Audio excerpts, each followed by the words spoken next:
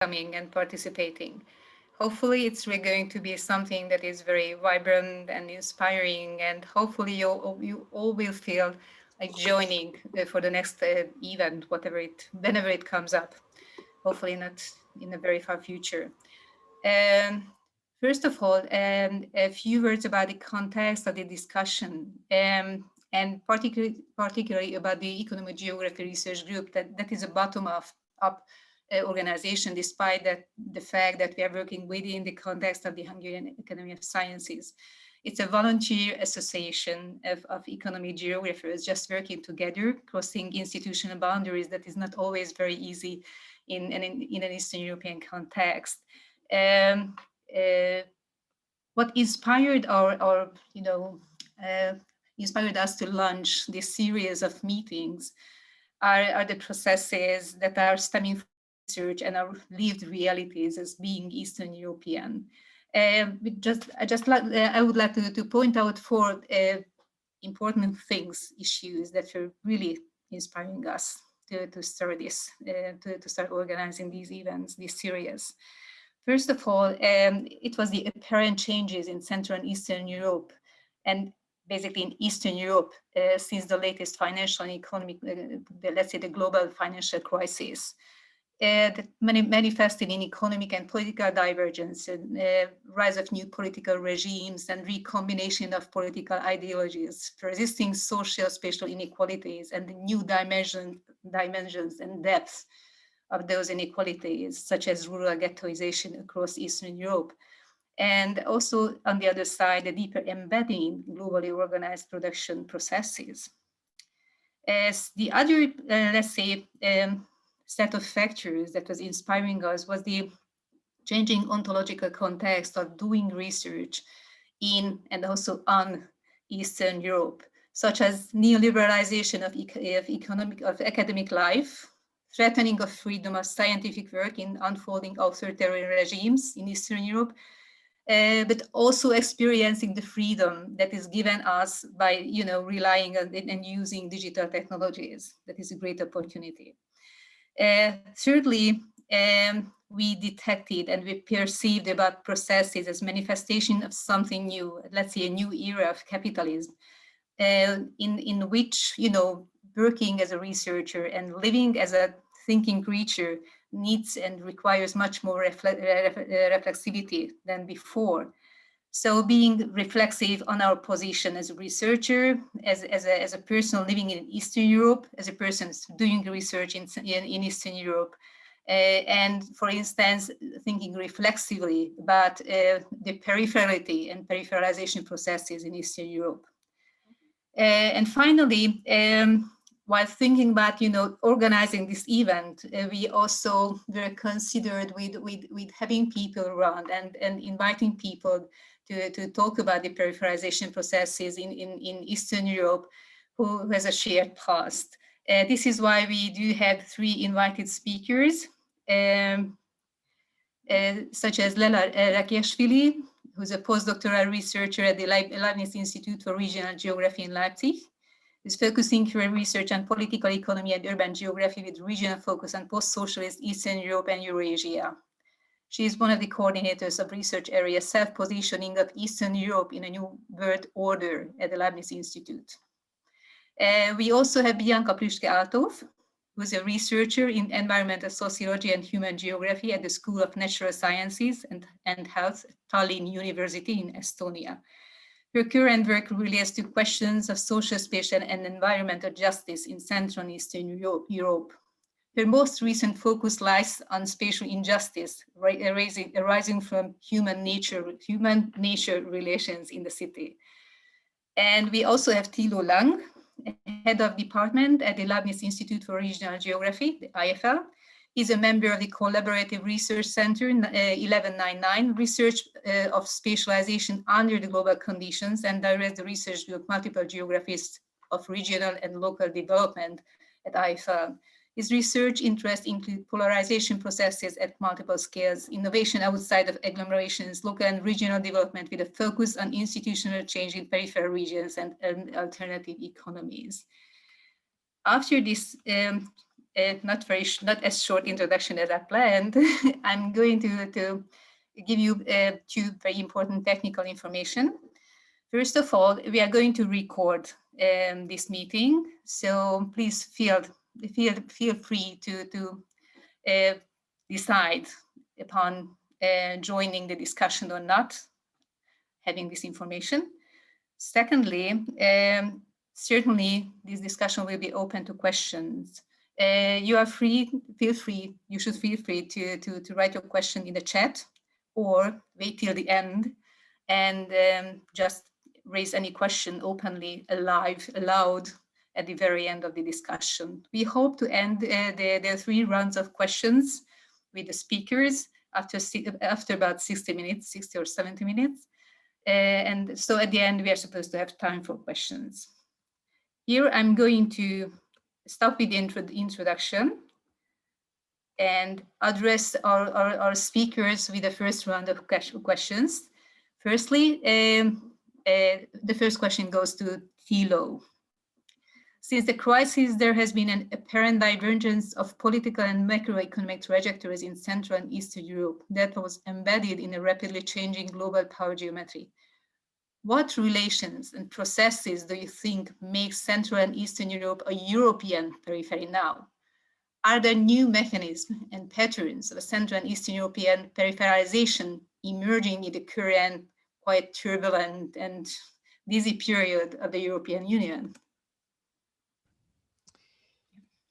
Quite complex set of questions. So first of all, thank you very much for the invitation, and I'm looking very much forward to the discussion. And I'll try to address some of these issues, but please feel free to interrupt me, Erika, and go further with further questions.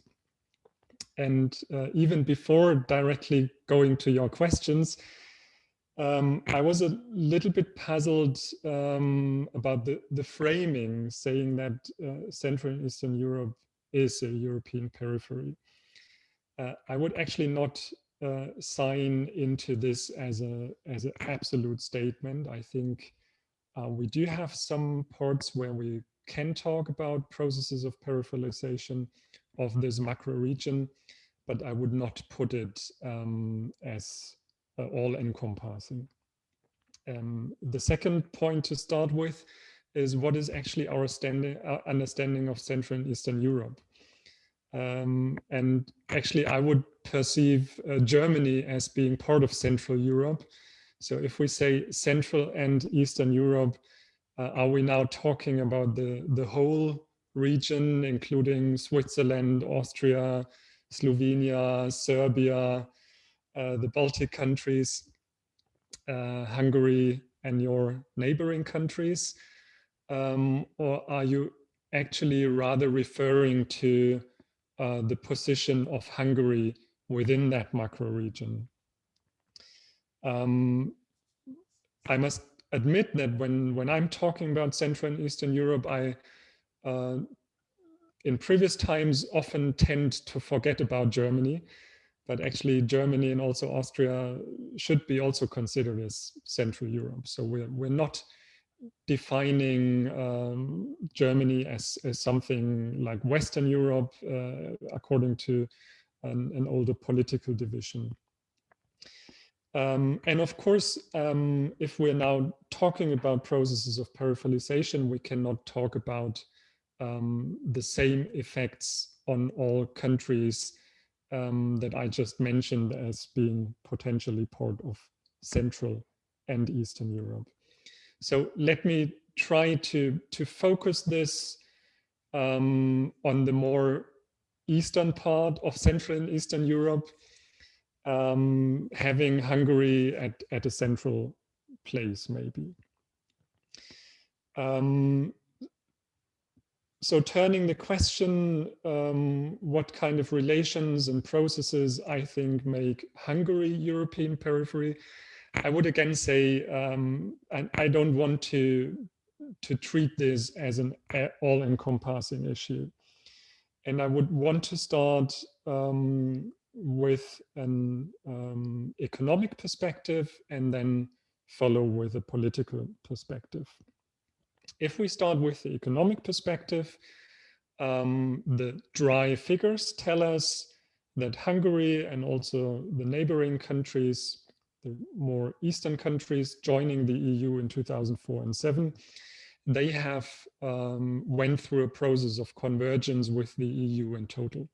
So at national scales, we rather would have to talk about economic integration and a decline of differences, a diminishing of differences.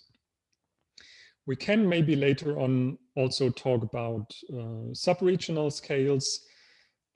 As you all know, we do have the national convergence to the expense of regional polarization, but that might be another topic. If we talk about the political dimension, I would also, first of all, refer to the political integration of these countries, and just think of Donald Tusk having been a president of the European Council and also currently president of the European People's Party. So a personality from Poland with a very high concentration of power.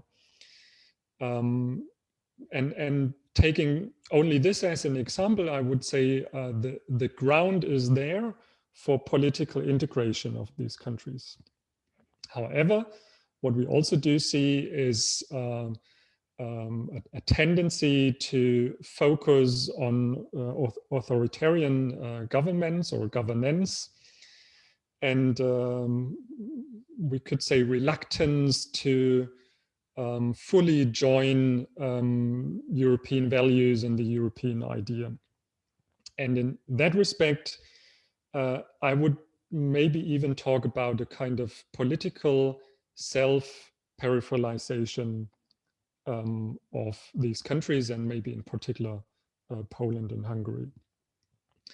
So the question of challenging European rights, solidarity at European scale, is answered differently in Hungary and Poland as it is, for example, in France and Germany.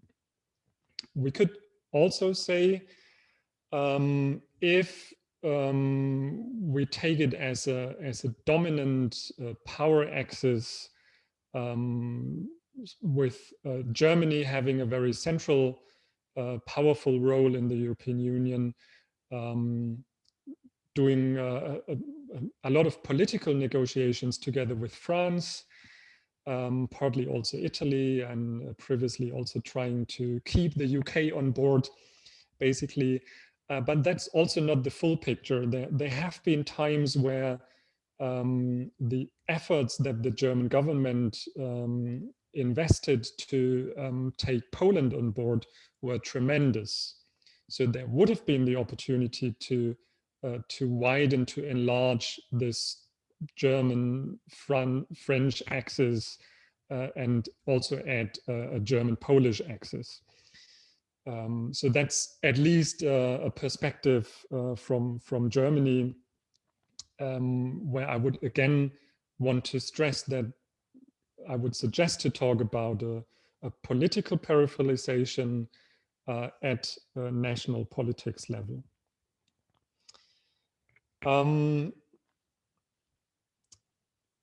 My next remark would be about geopolitics. And I think as also Erika introduced in her question, we maybe could even say we're living now in an age of geopolitics. We can look at Russia, for example, relations to Russia, take negotiations of the vaccine Sputnik V, which is, as far as I know, already available in Hungary, and which could also be read as a geopolitical charming strategy of Russia to kind of try and also play some more influence in Hungary. Also other countries could be taken as an example. For example, Serbia is also negotiating not only with Russia, but also with China with the vaccines. Talking about China, of course, we have the Chinese investments around BRI, the Belt and Road Initiative, trying to gain further global power, and also diminishing actually the power of the European Union. And maybe in that respect, we could say that the European Union might be too much stressed with the Brexit, the exit of the UK from the EU, which has taken a lot of power and energy, and taken away this power from further attempts to form a truly indicated political space of the European Union. So with this changing focus due to Brexit, also with the pandemic, also the turbulence around migration and the regimes to migration, have created a kind of political vacuum that Russia and China used in a very clever way to maintain or raise their power. And coming back to the question of peripheralization, we could actually interpret this as a form of centralization when it comes to Hungary into other geopolitical relations. So the role of Hungary at a global scale has increased with the positive reply to the charming offensive of China and Russia, to be provocative here. And my final remark in this first round is actually trying to change your question into actually the question, who makes Hungary a periphery, or Central and Eastern Europe a periphery?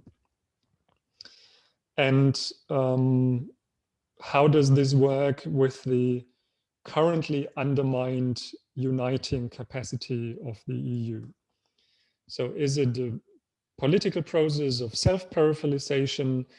Is it a geopolitical process of the growing influence of China and Russia, where some countries in Eastern and Central Europe have been more open to than others?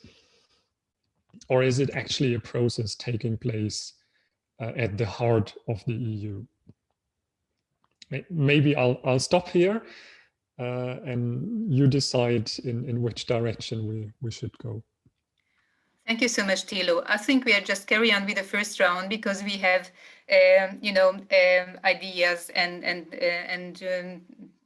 potential ideas related to peripheralization process within Central and Eastern Europe, or let's say in Eastern Europe. That's more precise.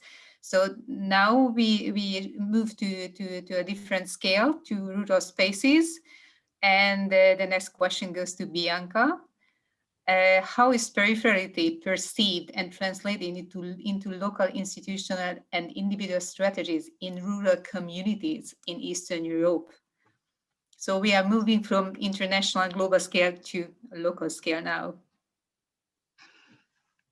Thank you very much, Erika, for the question, also for inviting me to the discussion. As you already rightfully pointed out, my research and also the question concerned right now takes place on another spatial scale, so more within the countries. And before going more into that, I would also like to mention that most of the kind of discussion points that I'm going to raise here are based on empirical research in Estonia and in the Baltic states. I argue that it can be, or that we find similar processes also in other Central Eastern European countries, but just to kind of make you aware from which position I'm talking here, or on which material it is based. So the way peripherality is perceived in rural communities or based on the experience in Estonia, I would argue that we actually have a historically rather positive connotation with rurality and rural areas, definitely here, but also in the other Baltic states. I can say that for sure, and kind of also a lively kind of rural authenticity movement which is going on at the moment. However, in parallel to that, and kind of in a way also mirroring or reflecting the economic downturn in the rural areas since the beginning of the transformation, on one hand, and on the other hand, also the radical neoliberalization that has been taking place, which Estonia is actually a prime example of. Next to these positive connotations, as a result of these processes, we also find kind of gradual discursive peripheralization of the rural areas, which in a way kind of equates rurality with peripherality. And what makes it in a way even more interesting, also kind of in the connection to other scales and processes, is that this rural peripherality is also linked to the topic of responsibility, meaning in a way that in the framing of rural areas at the moment, that we find this frame of a self-induced economic or problems in the rural areas, which in a way kind of blaming maybe is a little bit too extreme word, but in a way kind of blames the rural areas for the kind of difficulties that they are experiencing. Even though I would say blaming maybe goes too far, we can say that it kind of leaves not a lot of discursive room for openly discussing the kind of international multi-scalar processes that have led to the situation of rural areas finding themselves in these kind of difficulties. And in a way, this kind of discursive framing then also translates into the strategies that rural areas have chosen for themselves to try to survive or kind of cope with the peripheralization that they have experienced. I have researched mainly now on the discursive level. However, this is strongly interlinked also to political and economical processes.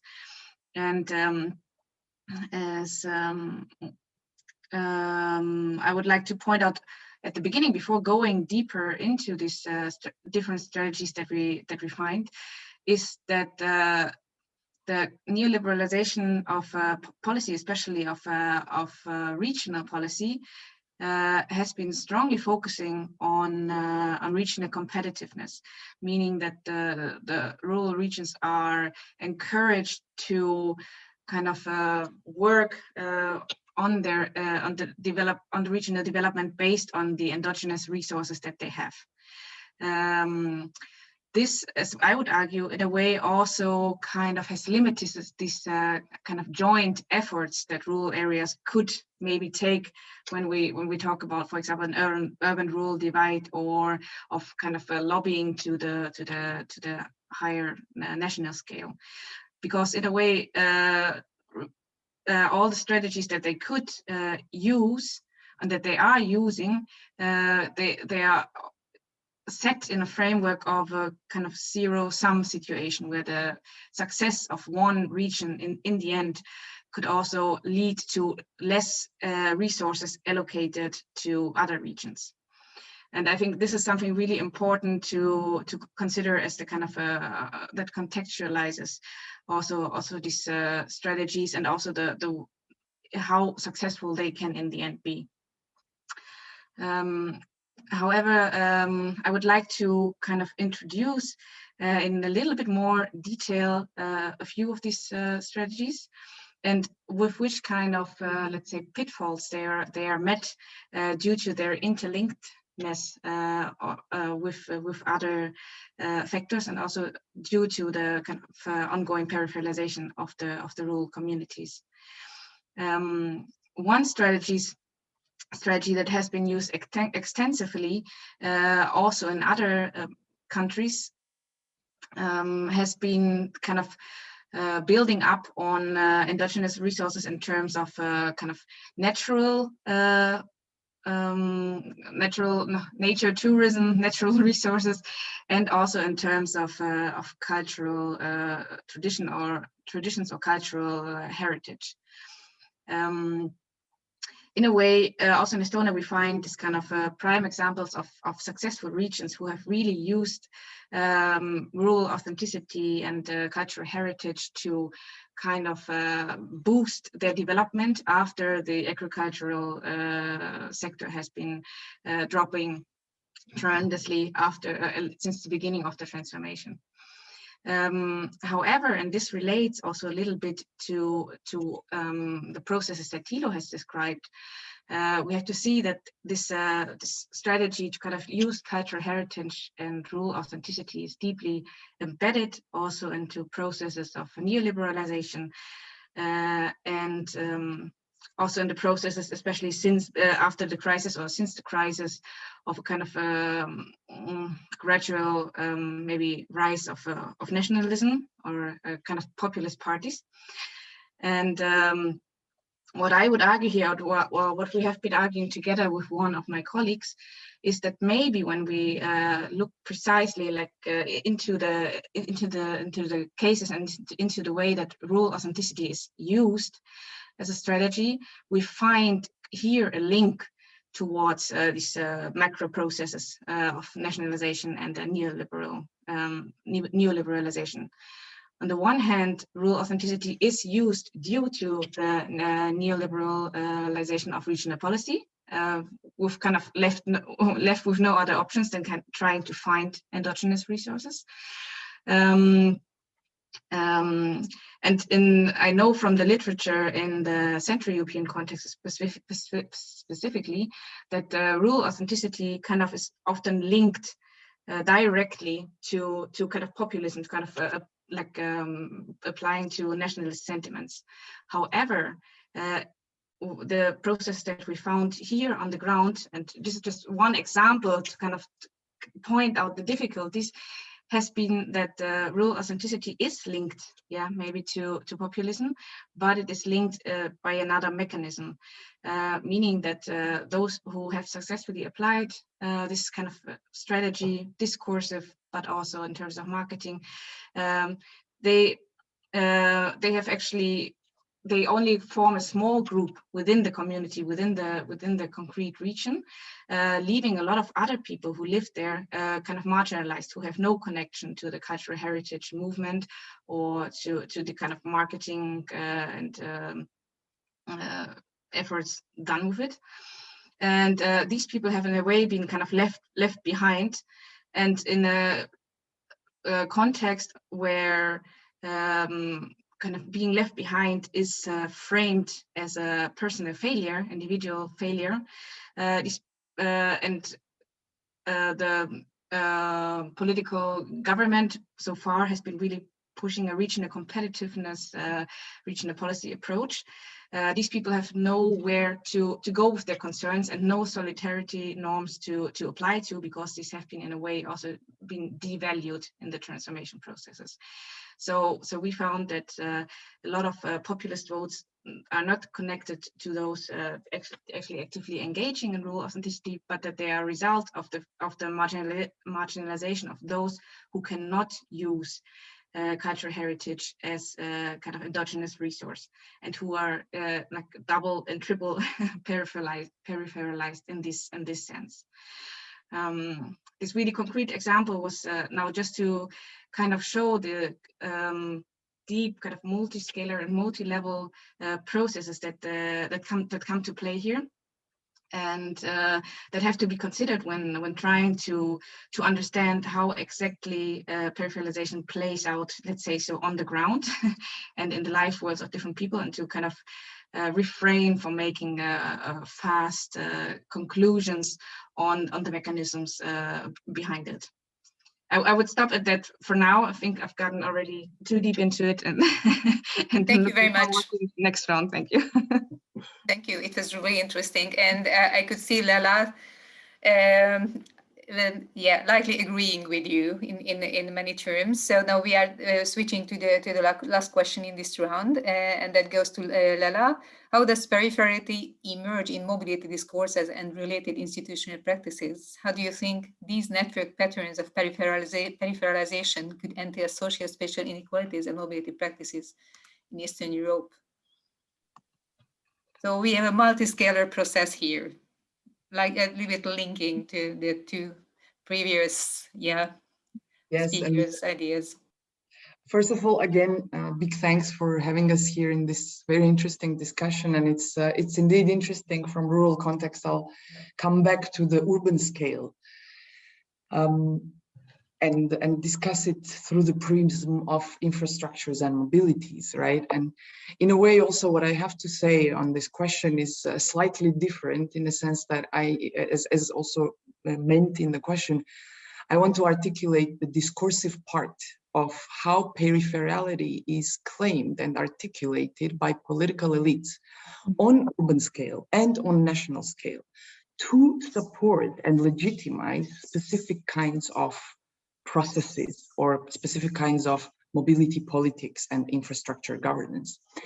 And to make sure I have to emphasize also, like Bianca did, that I come from a certain place, right? Most of the research, empirically grounded research that I've done is at the edge of Eastern Europe, first of all, in Caucasus and primarily in Georgia, and the rest of my experience is from Central Asia, which we can't, by any definition, kind of bring into discussions on Eastern Europe. Yet it's I would think still very relevant and interesting. And speaking from these regions, I would not be shy to say they are indeed peripheral, right? They are peripheral and dependent not only on Europe and Western hegemonic forces, but they're dependent, especially indeed the peripheries of Soviet Union, they're dependent on Russia, increasingly so on China, and then there are even smaller regional actors like Turkey, in relation to whom, for example, Caucasian states are also peripheral. And what I mean in this is in a sense like dependency on the capital, dependency on the know-how and knowledge and expertise, and dependency very often on aid.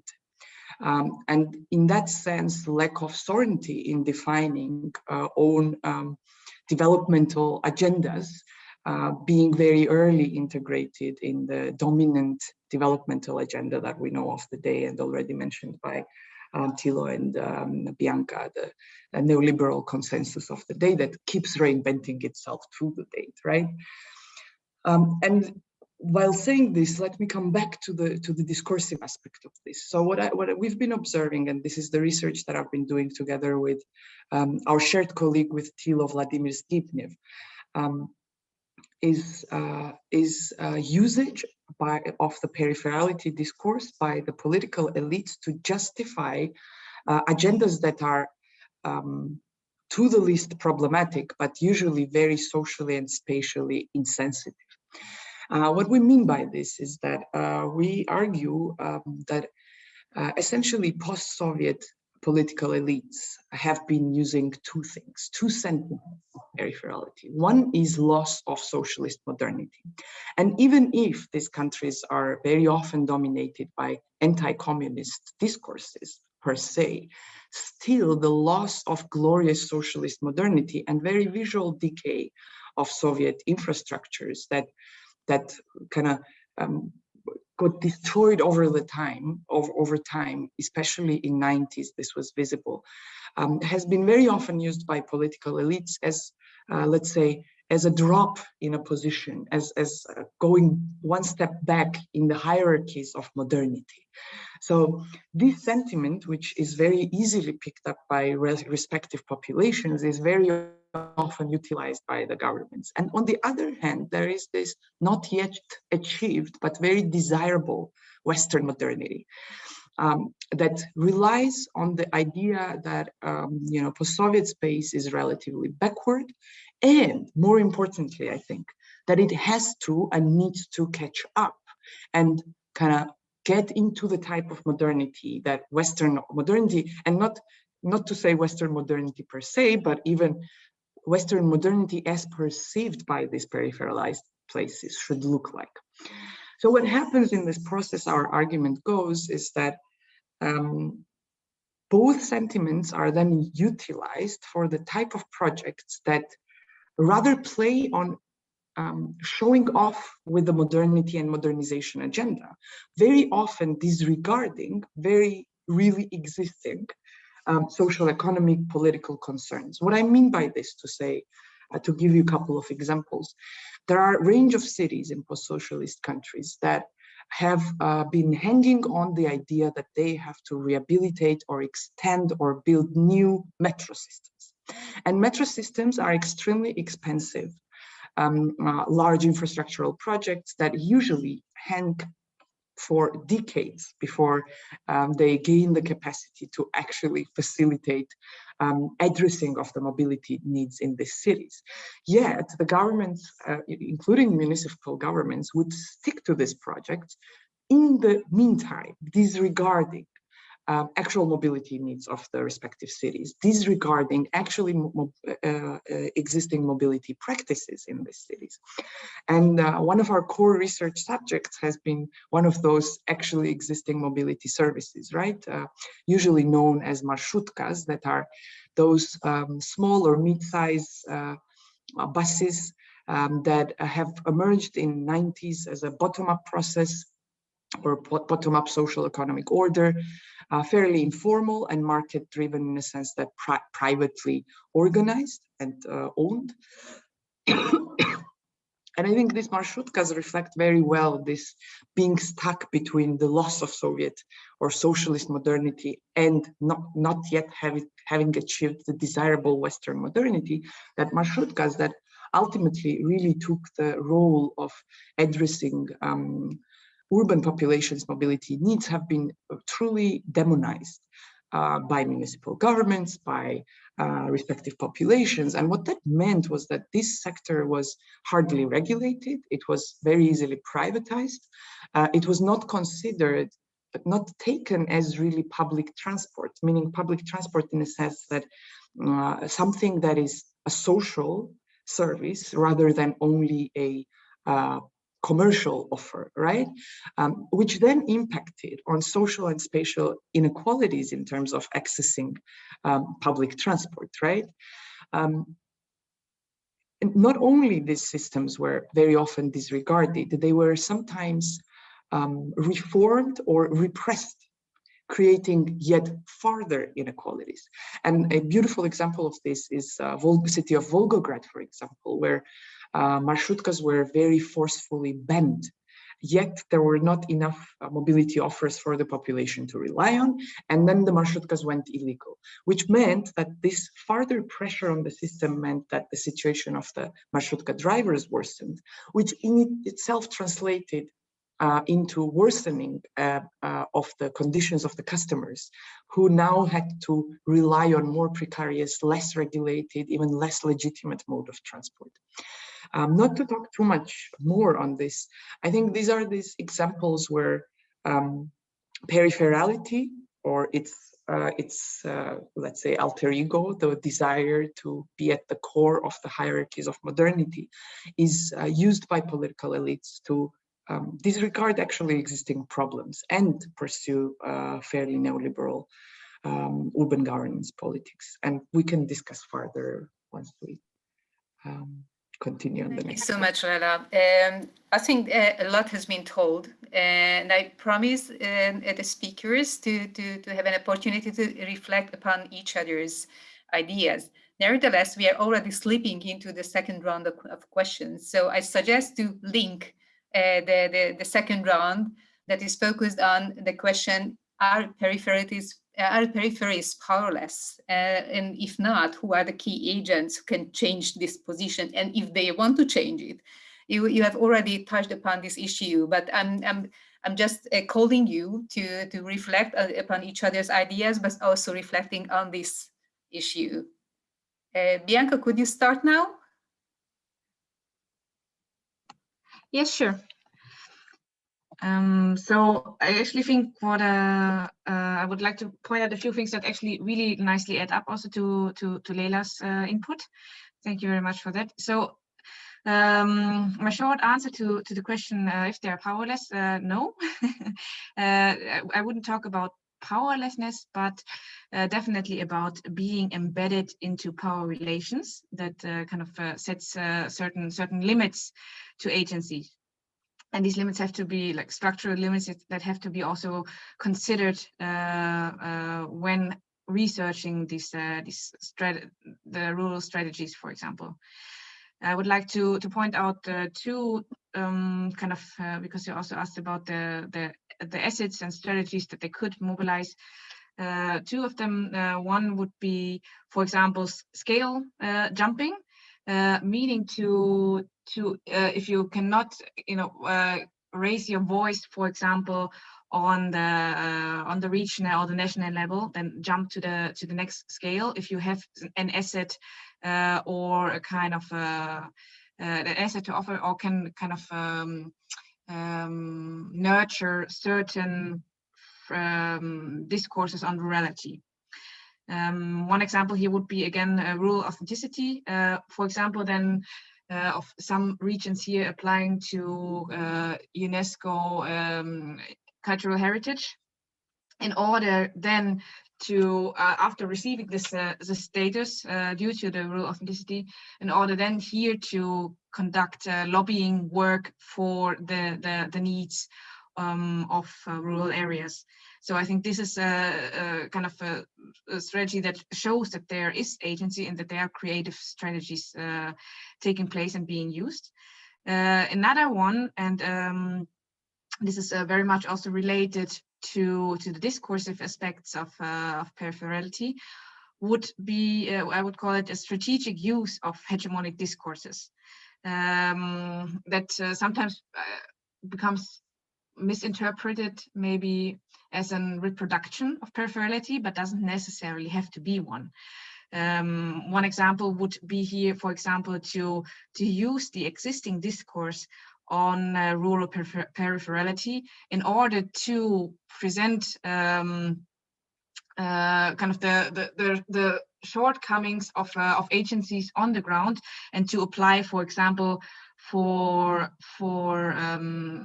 funding from the state, or for kind of development support for the state, to really like nurture the sentiments that are already there in order to receive support. Another strategic use, and I'm going to end with that, would be, which is specific also to the situation in a way in Estonia and the Baltic states, would be the kind of relation to geopolitical issues. I think Thilo has also been mentioning them in the first round, especially the need, the felt need, especially in Estonia, of geopolitical security being kind of at the fringes of the European Union. And one common argument that is often used by all rural development actors would be that there is a need to kind of invest into rural areas and to keep them in order to secure secure geopolitical security in Estonia. And this, in a way, might also, again, from the outside, look like or be interpreted as a kind of rural nationalism. However, the way that I have encountered it was quite often a very strategic use of hegemonic discourses, as the agents are very much aware that a lot of resources get allocated into national security, and that these resources could also ideally be allocated into rural development. And so I would say not powerless, but definitely embedded into power relations, and also playing with them in the limits that are possible. Thank you so much, Bianca. Lela, any reflections on Bianca's and Thilo's ideas?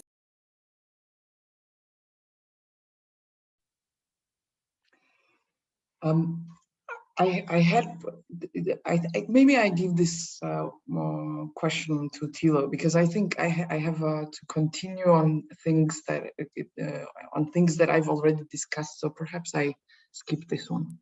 Okay, right. Thank you, Thilo. And I would actually want to disagree at least a little bit with Bianca, because I would even say powerlessness is a defining feature of peripherality. So this comes to the question, what do we actually understand when we talk about peripherality? And if we turn this into looking into processes, so the process making peripheries, that we should call peripheralization, then a lot of commentators have argued that powerlessness is one of the key features of peripheralization processes. So to put this in a dynamic perspective, problems of getting heard at upper levels and national scale is an issue of powerlessness. Problems of getting similar opportunities for development, or let's say equal opportunities for development, is also a question of power. So this comes actually back to the point, what is the relevance of particular places, spaces or spatial categories in our society? What kind of attributes are we automatically linking to particular places, concrete places, or also spatial categories, so rural areas, for example? Do we perceive them as being powerful? Do we perceive them as driving national economic development? Rather not. So if the opposite of powerful is powerless, then I would really say yes, powerlessness is a key defining feature of peripheries. Of course, this doesn't work at the individual level. So if in this collective perspective, a region or a place is perceived to be powerless, this doesn't mean that there are no actors which are not able to execute power. But they might have to find niches. They might have to fight for their position. They might have to invest more energy to be heard and to get their agendas being set in place. So if we talk about the perception of powerlessness and dependencies, then I would definitely say yes, in this more process-based understanding of peripherality and peripheries, they are powerless and they are dependent. So we're actually back to the issue of political exclusion at this national scale, and back to the discursive negotiation of places and spaces, and back to the question, what is actually central in societal discourse?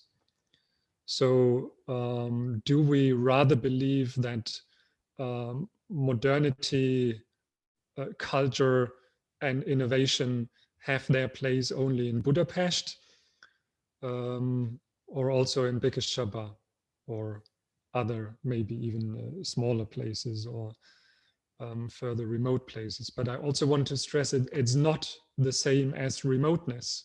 We could imagine very remote places which can be very powerful in particular dimensions and in particular fields. Thank you, Thilo. There is one remark coming from Christina Linkaru. Minkaru. One measure of peripheralization could be the labor migration, their mobility for work, especially for active population. This is the case of Romania. The outflows are not balanced by inflows of labor force. Yeah, that's one, let's say, material aspect of peripherality. Yeah, and there was a remark coming from Lela. You could feel free. Yeah, please, to reflect. Thank you. I think I got very inspired by Thilo's discussion in relation to Bianca's discussion on the powerlessness and how this can be discursively mobilized. And let me introduce a new case essentially for this, right, which does relate to what I was talking before, but is yet another case in its content or in its empirics, is the story of large hydropower plant project in Georgian peripheral mountainous region, where the agents of change, or at least resistance, have been really even marginalized within their communities. Couple of people that have managed to grow fairly big protest against this hydroelectric power plant. And there, what is very interesting is that on the one hand, again, the government says that they need to do this project for energy independence, and that's the way to catch up with the West. And yet, once the details of this project were revealed, and it was seen how disadvantageous, how extractive, how unbelievably, how do I say, unbeneficial for the region, but also for the country, this project was, in a sense that it really is a delivery of local natural resources to a private company that promises nothing, essentially, in return. Even their capital flow can be on the accounts elsewhere, but in Georgia, right? Like real. And when this was pointed out, then the government says, well, but we are a peripheral country. Nobody gives us better deals. And I think this, this twist in power versus powerlessness, and the way governments would say, okay, but we have limits to what we can do, is a very, very interesting thing. And even myself, as someone engaged and interested and looking at the case, and a lot of activists, we have been discussing what power does Georgian government indeed have in this? What bargaining power versus a Turkish private company who is already clearly backed up by the Turkish government, what power does the Georgian government have to bargain there? And what we've observed is that the government cannot, they cannot bargain with the private company. The company is not kind of stepping back in the negotiation. So what they've done, and this is interesting in relation to the previous discussions that Thilo was mentioning, right? Now we can see in Eastern Europe, and at this point also in Caucasus, that different negotiations with different hegemonic powers are playing out locally in very interesting constellations. So what the Georgian government did in this case was to invite European energy community to negotiate the process. And our guess is that this might, because the state cannot afford to tell this company to leave, but engagement of European Union might allow them or give them the legitimacy to, or certain backup or compensate for their powerlessness to engage with this company. And I think this also is in general a very important political process where we say something is peripheral and powerless, what kind of agency do we leave to them, right? I would hope that there is still agency, and even with these small maneuvers, on different scales, political actors could renegotiate their power positions.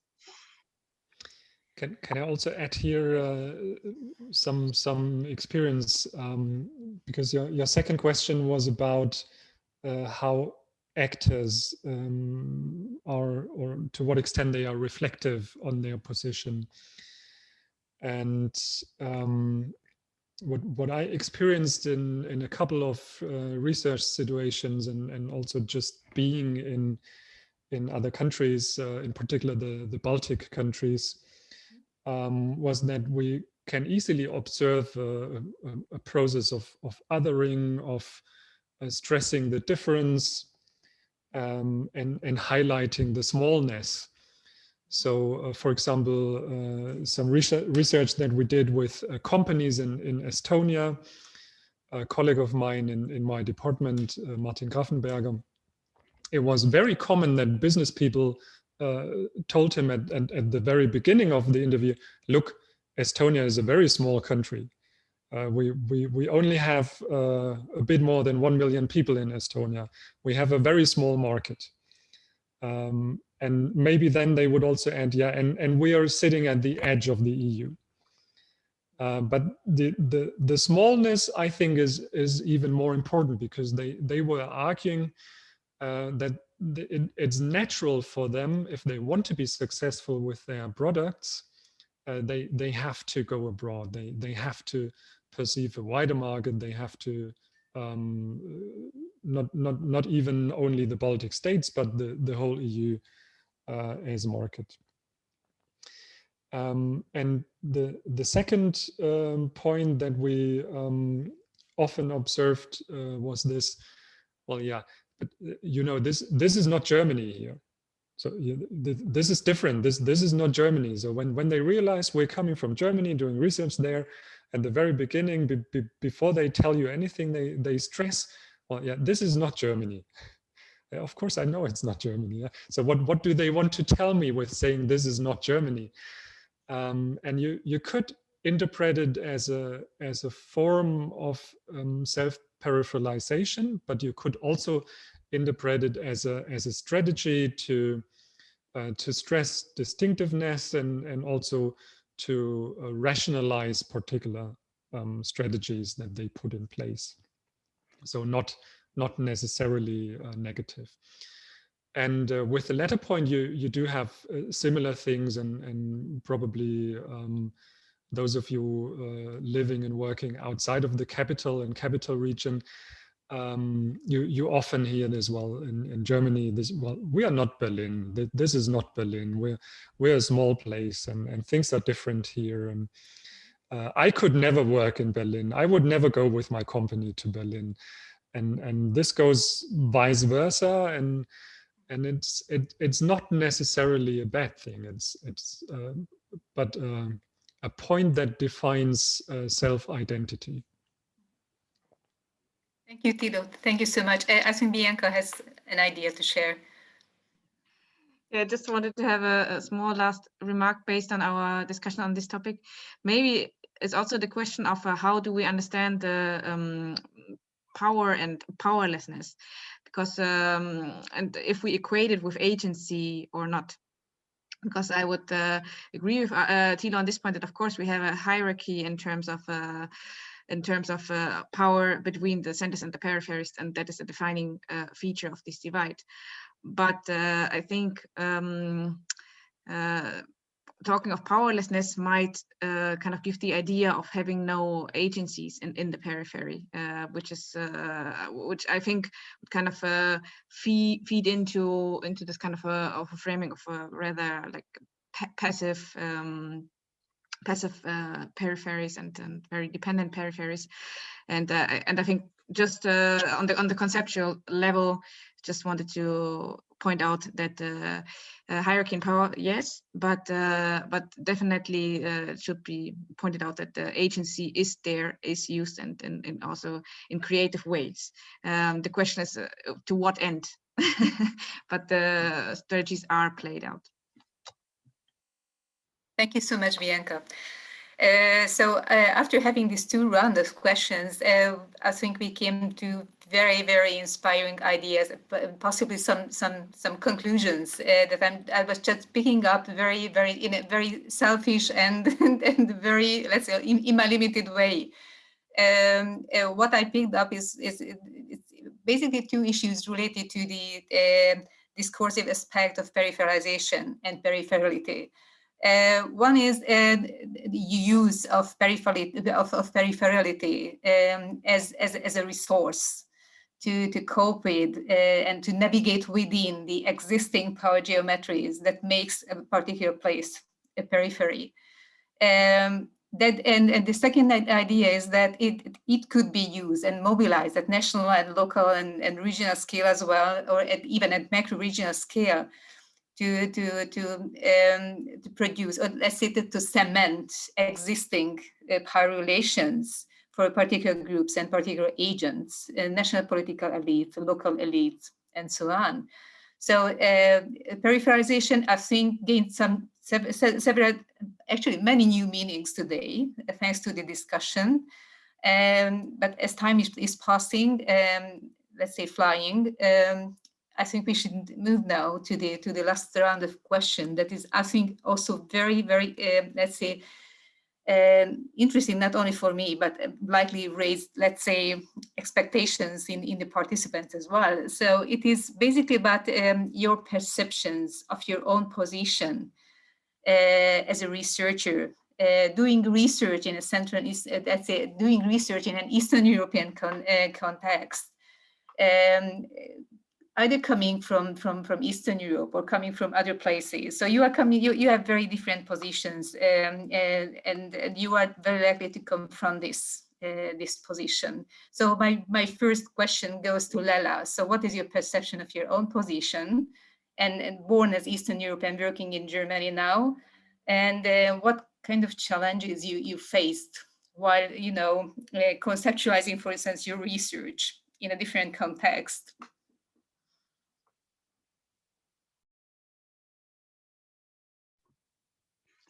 Thanks, Erika, for this question. I think there are challenges on two levels. One is indeed a personal, professional one, which is me or someone like me, coming from Georgia, working in more or less Western. I mean, Leipzig is still East Germany, and there is some Easternness to it, which is very comforting too, I have to say, for me personally. But in more or less Western academic context. And another one, the second one, is me as being part of or contributing to debates on Caucasus, Central Asia, post-Soviet space, Eastern Europe, and how I reapproach these places and what I bring back, and whether those things that I bring back are useful, relevant academically and politically for those contexts, right? So I think it's this kind of two layers of it. On the first level, on the personal, professional one, I would say that it's clear that one experiences hierarchies, not just as East European, but as women, as younger. And this is something that is very familiar, I think, for most of academics to be aware of these hierarchies. But now talking of power, one knows that on the personal level, the structural limits should not be perceived necessarily as disempowering processes. And I mean, it's embarrassing to talk about this now because Tilo is my colleague and my direct boss, but I was blessed with very empowering context in my study. I was studying for 7 years in Budapest, and I think that was indeed very empowering in a sense that there were really a lot of Easterners at Central European University with diversity of backgrounds, but even though university was very Anglo-Saxon in its mode of knowledge production, still it had a lot of research interest and political interest in Eastern Europe, in post-Soviet space. And let's say these concerns that Eastern academics sometimes have, that their research topics and their region are kind of illegitimate or irrelevant for their academic spaces, was very different for us, because our research topics, our empirical examples at Central European University were legitimate and interesting and something that everybody cared for. And this is, for me, luckily, very similar at Leibniz Institute for Regional Geography, where the perspective of being Eastern is regarded as irrelevant, but rather as legitimate, right? And something that is sought after. But besides this luck, obviously, I mean, I'm not only interacting with CU and EFL. Of course, I've encountered the hierarchies in being understood based on where you talk from. And I think this has been concerning not just for myself, but also for Thilo and for many of our colleagues that we're working with and collaborating with, how to talk from the East without only being constrained to being yet another empirical example for something untheoretical. I think we have tried numerous strategies, and these strategies will always re-elaborate, and we will always re-engage with this. But so far I can name two things. One is to simply ignore in our writing and in our presentation something that we're very aware of, that when we talk, we are not taken seriously in our theorizing. And to ignore this fact and theorize nevertheless, and not to justify the fact that even Bishkek or even Astana or even Tbilisi can indeed produce theoretical or conceptual arguments. So not to say, oh, this is such an interesting place, but to say, this is what's going on in this place, and this is the argument that we take from observing this particular place, which we know is particular, but just as good as any other. What does it tell to theory? And I think this has been, at least from my perspective, this has been a fairly good strategy not to excuse yourself for things. And another strategy, at least what I observe and perceive, is to work critically with Western concepts and to acknowledge the limits of these concepts and to try and find epistemological grounds to frame things differently. This is very difficult because most of us are very embedded in the knowledge production space and in the concepts and theories that we realize are at points irrelevant and don't serve us well as research tools. But also a very empowering process, I would think. My personal example has been to struggle with the civil society concept, which pretty much is, for example, something that always reiterates relative backwardness of Eastern Europe and Central Asia. And at points, I really think that we need other conceptual toolkits to understand what's going on, because indeed, when we talk of civil society, it's a small group of people. It exists in Eastern Europe and Caucasus and post-socialist space, but it's a limited urban class that can appropriate this space. And yet there is a range of social contentions in these countries that we just don't account for. We think of those as empty spaces, and they're not empty. So to re-engage with this is what I would say for myself, second strategy. And now I'll stop talking, not to talk too much, and if we have time, I will re-engage with this question.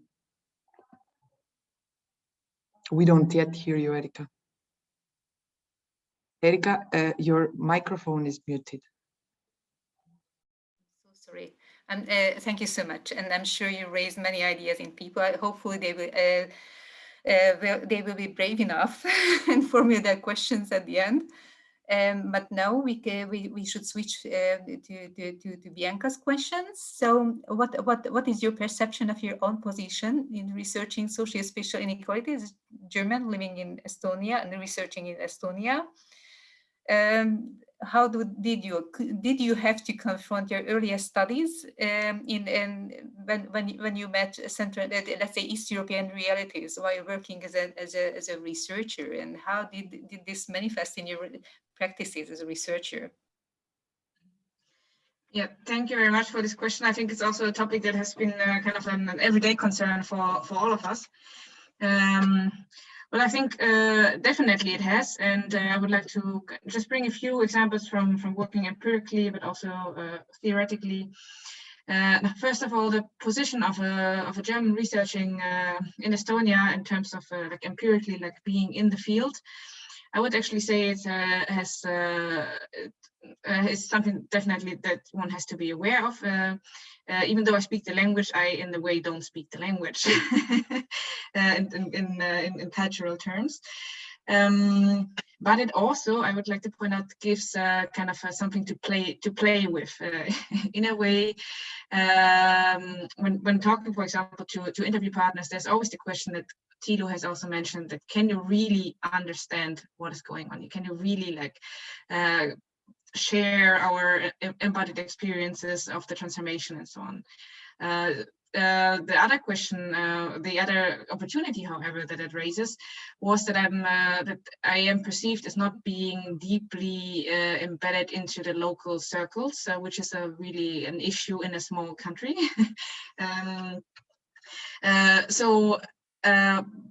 Usually, or quite often, it happens that people tell me more than they would tell to their local colleagues, because they kind of perceive me as somebody external and in a way somebody safe.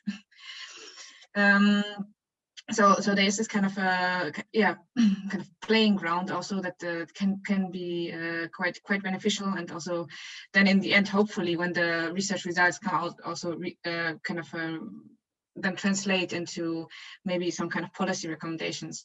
This is the next issue in terms of positionality. A lot of colleagues here have also been approaching me to kind of co-author articles with them in order to say things that they perceive they couldn't, in order to maybe raise issues that are of a more kind of a political, let's say, that have more kind of political fire underneath them. For example, when it is about the extent to which the national regional policy has created certain forms of peripheralization, or when it is on the topic, for example, what is the focus now of equal access to nature, the natural environment, and how this is divided between the Estonian and the Russian-speaking population. And quite often they have approached me in order to be able to say things that they feel in the local circles they couldn't. So that was kind of an interesting challenge to encounter, and also to relate to in a way. And last but not least, I would really also strengthen the point that that Leila has made in terms of questioning, taking over of Western theories, also of my own conclusions that I was drawing before. For example, the example that I've made a few times already, the making the difference between what is a kind of reproduction of hegemonic discourses and what is their strategic use. And I think that there's really kind of a difference to be made, and that I only kind of understood by being on like here for a longer time. Another example would be related to the topic, for example, of environmental justice, and of trying to study it in the Eastern European context, where also my colleagues have been trying to apply it. However, it is really difficult to actually use, as there are this huge informal green areas, for example, as a result of a socialist, like unfinished socialist urban planning, especially in the panel districts. And as local statistics, for example, doesn't account for them, it might seem that the environmental justice issue here is in terms of kind of a green space provision, but in fact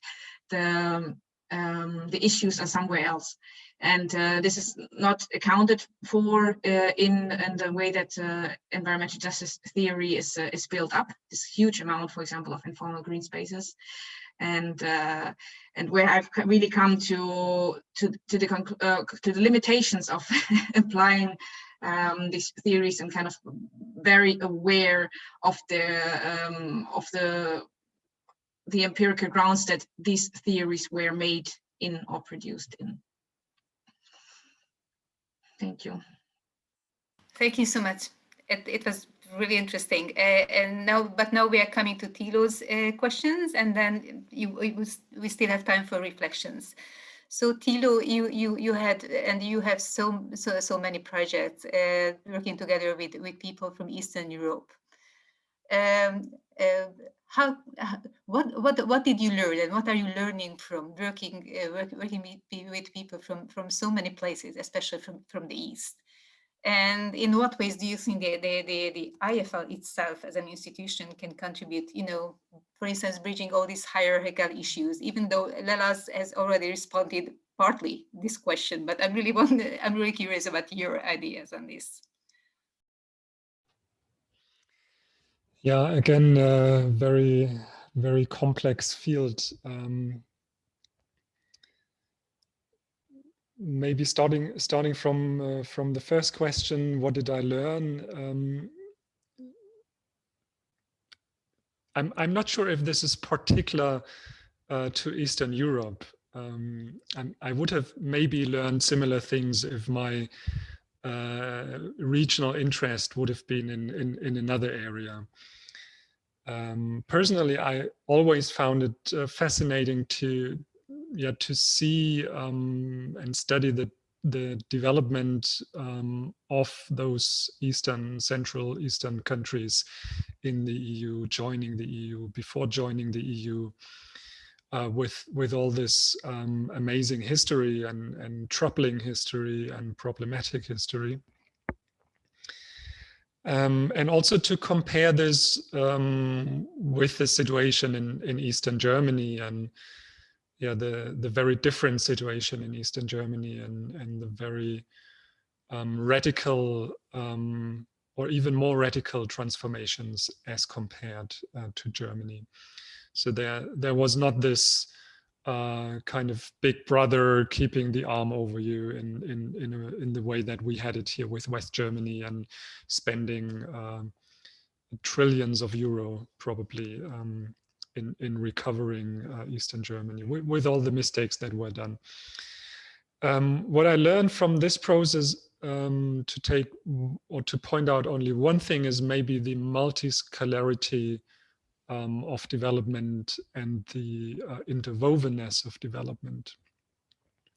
Acknowledging that we cannot make regions or places responsible for their economic fortune or misfortune, and acknowledging that development is a question which cannot be territorialized anymore.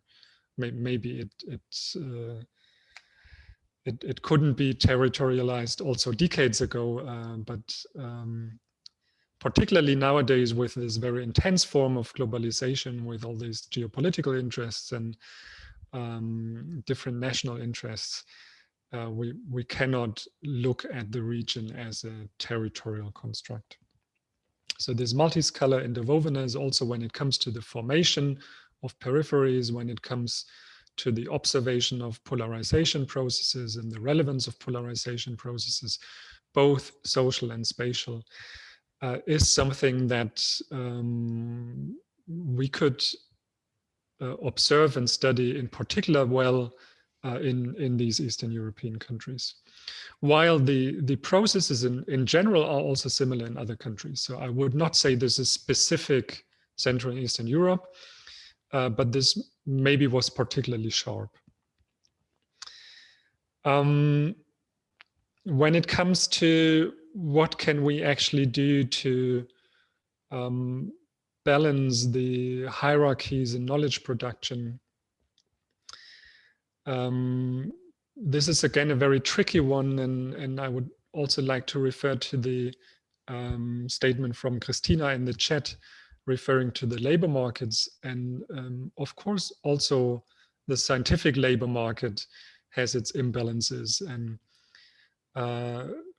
making a earning from which you can properly live is in science much easier in Germany than in Romania, Georgia, Bulgaria, or Hungary. So this attracts researchers interested in leaving their national context and going abroad to a large extent. And on top, if you have restrictions to science in particular countries, if there are political limits to science in particular countries, if the standing of science in general, or let's say the value of science in general, given by the political elites in particular countries, is at the bottom, to say so, this of course drives people to leave their countries, also in scientific labor markets. At the other hand, also countries like Germany still have this this idea to attract the best researchers from all around the world, which is actually a very unfair idea.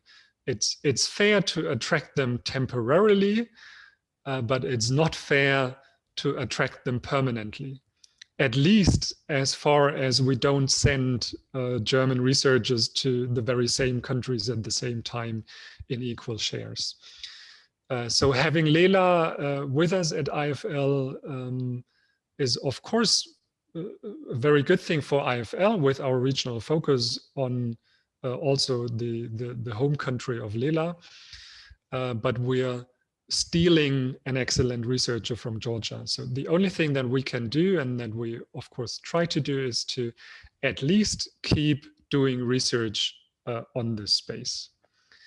And this is maybe also one criticism that I observed following career paths of a couple of Eastern European researchers, that from the point when they entered the UK academic system, the US academic system, or the German academic system, they stopped doing research on their home regions. And this is something there where I would like to see more self-confidence and more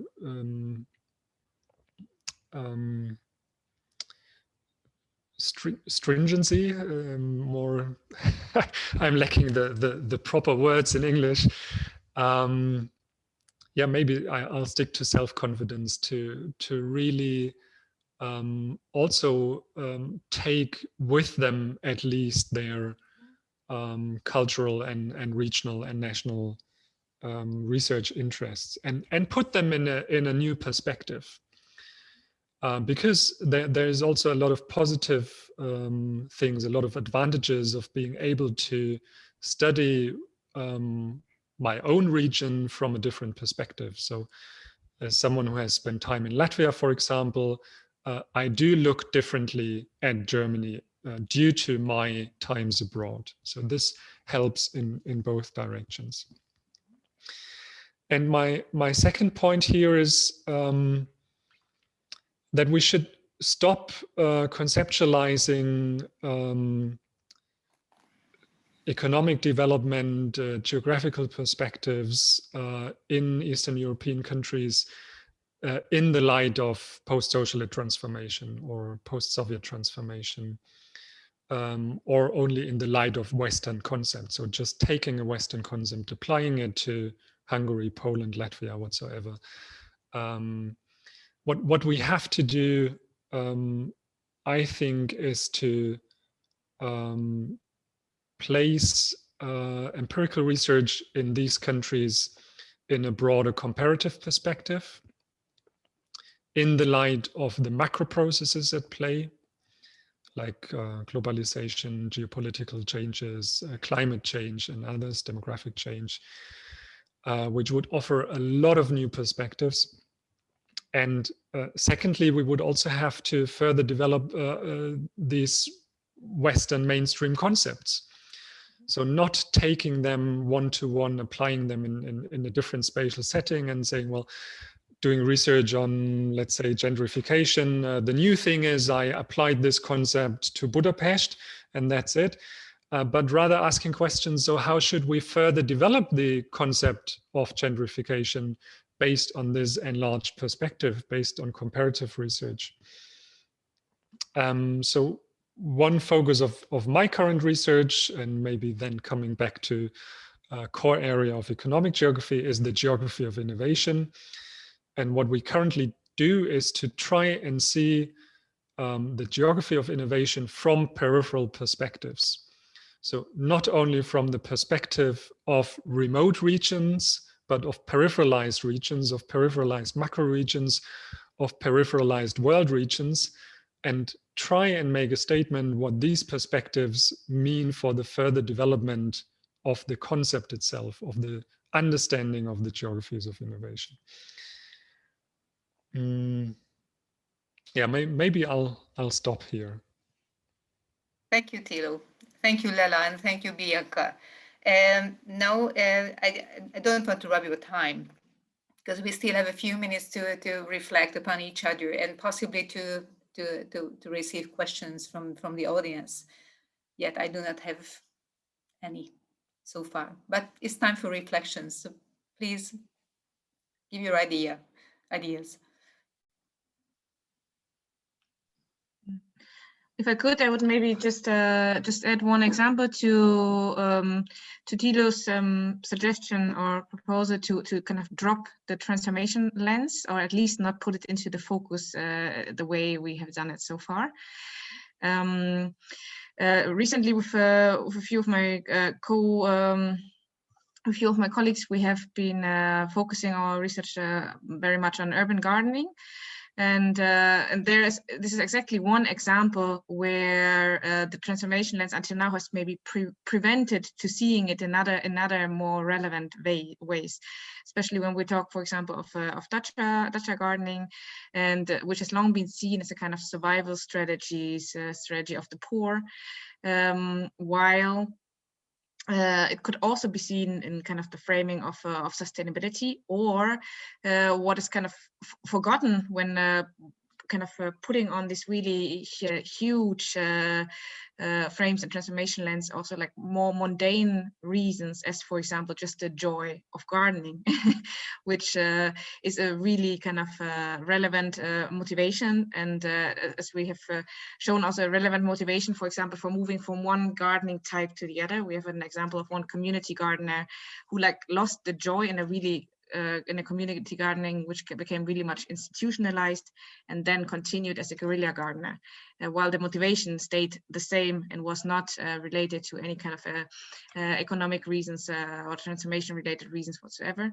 So just wanted to emphasize that kind of going beyond the transformation lens is something that is long overdue, and really with Thilo on that one.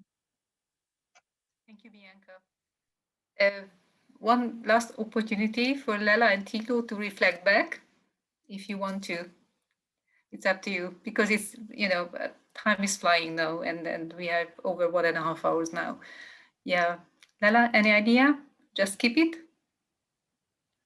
Yeah. I think Thilo wants to go first, and I'm happy if he goes first. I can. Okay. Okay. Yeah, as the guy with 3 women, I could use this as you go first. Take it in totally reverse. Thanks. And I would really also like to urge the audience to come up with questions. And I just have one more point on my list that I wanted to stress at the end. So the loss of the Central European University is of course one factor, also diminishing the role of Eastern European research. Lela made her point, also reflecting on her own career. Yeah, so that's taking the circle back to geopolitics and yeah, nationalistic politics, maybe even. It's just, you know, turned out in the last 2 or 3 months, we still have a lot to lose, not only CEU, but the rest of our universities that are still, you know, let's say, institutional frameworks for building, let's say, relationships that are crossing institutional and disciplinary and national boundaries. And this is an asset that is just being endangered. Yeah. And it's also about the general standing of science. And we also had times in Germany where social sciences were downplayed. So all the funding would have spent for physical sciences and for hardcore technology, and the value of social sciences and also the spending for social sciences was at risk. And yeah, this is something where we also have to become political and to fight for free science, basically. Absolutely agree. And in post-socialist countries, and definitely in Hungary, peripherality is being mobilized as an argument for focusing or channeling resources disproportionately into technology and some fields of natural sciences. Yep. Yeah, and we are just closing the circles, and I still can't see any hands raised. Lottie, can you see any hands? I don't know if you are the host or Agi, no? Oh, that's a pity.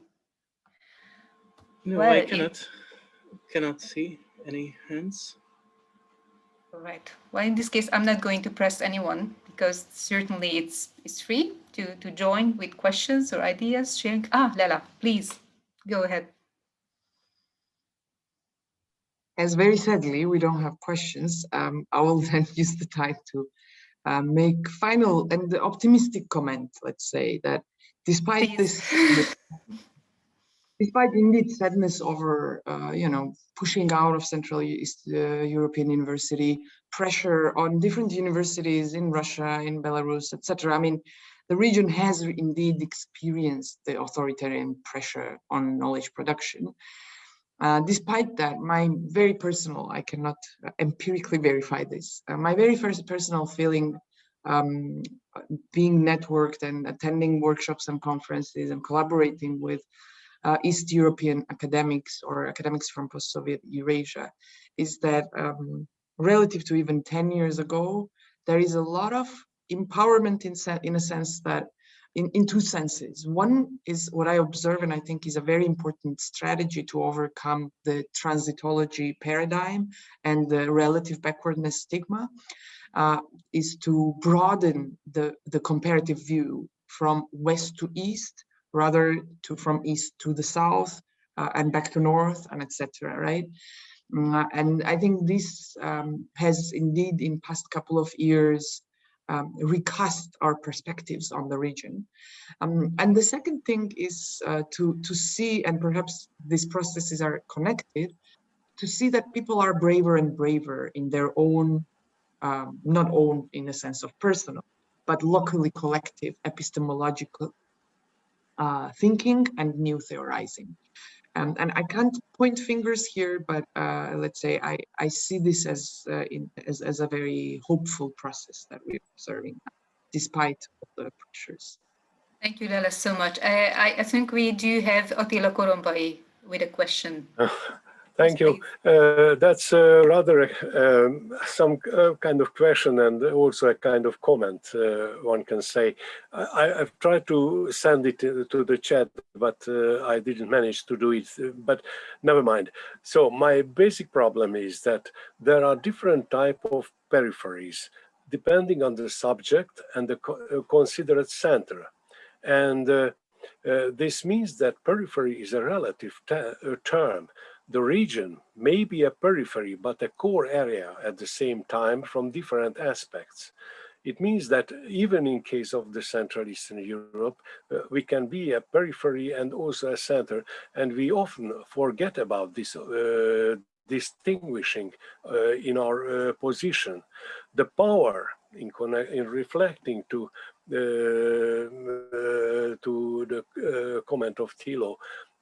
So the power is one aspect for periphery. Don't mix the concept of periphery with other concepts like laggard region or powerless region or poor region or rural regions. These are different.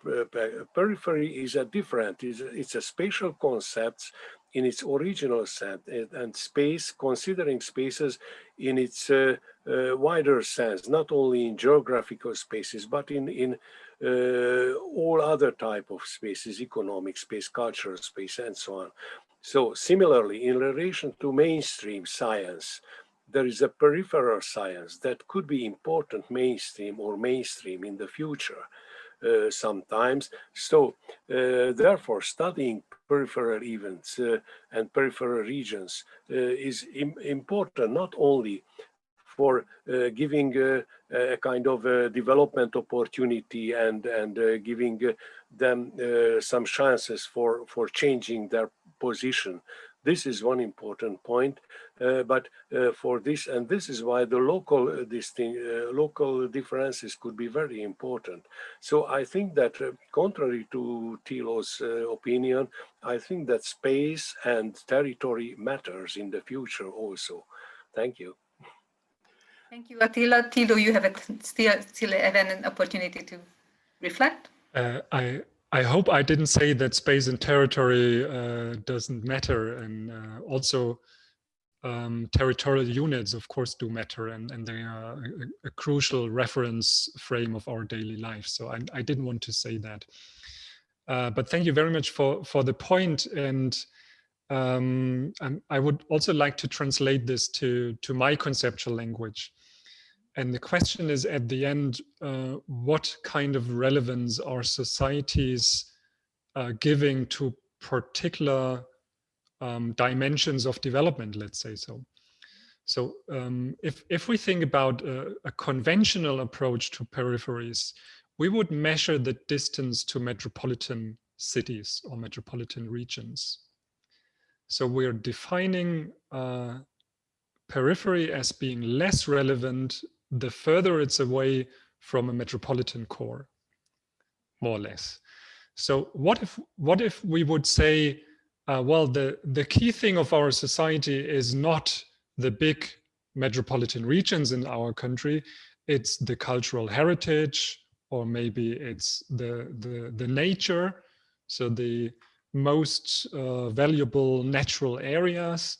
And if we would then design a map with distance to natural hotspots or cultural hotspots, everything would look very different. And that's exactly the point that I'm taking from your comment, Attila, that we always do have more dimensions, and being peripheral in one dimension doesn't mean that we're peripheral in all dimensions. So we can be at the same time in some dimensions be very central, very relevant, the center of the universe, and in other dimensions we are totally powerless and at the edge of the world. And that's also the interesting thing to see how this plays together. Yeah, thank you. Thank you, Attila. Thank you, Tilo. In case we do not have more questions, no more hands raised, and no more reflections, as I perceive. All right. So we have come to the end, and I must thank to all of you for coming, especially to Bianca, Lela, and Tilo, and also to Lottie and Agi, who is just hidden behind the scenes, but she's managing, the technical issues. Okay, she's here. Welcome. No. Thank you so much for coming. And so without you, this very inspiring chat would have never, ever happened. And that would be really a very big loss for all of us, I think. So it was very inspiring. And for me, I was just trying to pick up some terms, some words for myself to think further after closing this event. And this is about hierarchies, crossing hierarchies and crossing the lines, different boundaries that are locking people or just dividing people, that are dividing concepts, that are dividing approaches, and even different perceptions. The other term was for me recentering theories. Working together with other people and confronting whatever has ever been learned by ourselves. Yes, we have to rethink them constantly. So it's learning and recentering. This is the other message for me of the second half of this afternoon. And finally, being a mediator in many senses. You stressed various. You let's say reflected upon this position. From Estonia and then from Leipzig, but from very different status, let's say from very different positions. But being a mediator, I think it's something that is a permanent lived reality for all researchers. And yes, entering such events like this, entering another country, entering another institutions, is always crossing boundaries and being a mediator in a way. Because we are crossing boundaries and we are trying to rethink whatever we know. So for me, it was a very important message of this afternoon, and thank you for coming. And I hope that all of you will join us at the next let's say event that is still you know, hanging up there somewhere in the air, but hopefully it will materialize very soon.